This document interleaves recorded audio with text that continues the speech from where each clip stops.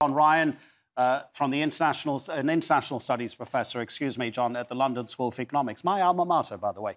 Listen, how much of this do we have to couch in terms of the Trump presidency? In other words, is what's coming out of Washington going to be part of a longer-term China policy from the American government, or is it short-termism from the Trump administration? Well, it's a bit of both, I think, where we've got a short-termism by Trump to address these issues because he's flipped and flopped over the issue of China. I think that what we will see, though, in the longer term is if there's a Biden presidency, I think the foreign policy elite in the United States now, over the last years, and even under the Obama administration, we're going to take a little bit more of a tougher line. This has accelerated much more in the last few months. And I think when if it's President Biden, this will be a much more long-term strategic aim of the United States to contain China. OK, of course, every single person in the world will hope that it doesn't ever produce any sort of conflict, whether it's low level or more intense. So let's imagine that the confrontation is going to have an economic and a geopolitical impact. In terms of the two biggest economies in the world, if this worsens, would you see China, being a command and centralized economy, more able to sustain a longer-term confrontation with the United States in terms of their economies? Not necessarily, because I think that when you look at China, it's at the moment it's making a lot of Asian countries quite uncomfortable with its rhetoric and its actions. Japan and South Korea, and obviously we've had a border dispute with India, which wanted probably to have Modi wanted to have good relations with China, but I think now that is in question. The United States will go on its way and try and bring other allies with it. And the European Union will be the interesting one because as Merkel is still there at the moment, that might be a muted response from her.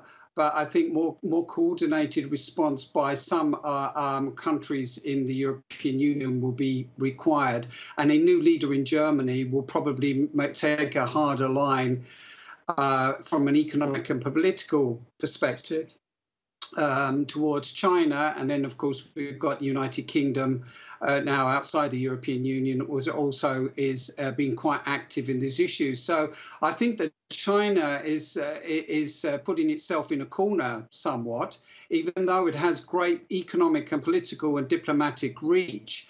It is alienating quite a lot of people that and countries that may have been sympathetic to it.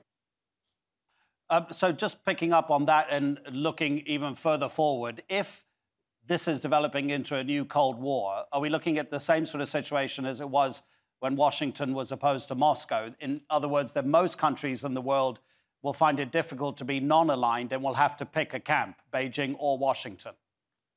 Yes, correct. I think that is that's a very correct, because in that particular conflict, that Cold War, there was the USSR and its allies, the US and its allies, and then there was the non-aligned nations.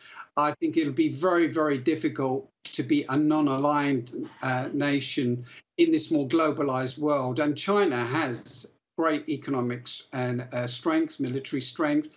And it will be able maybe to have that outreach. And it's already providing that outreach in Africa, in Latin America, and indeed in Europe.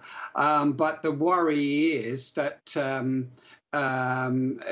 it starts to lose friends or it starts to lose allies by some of its actions.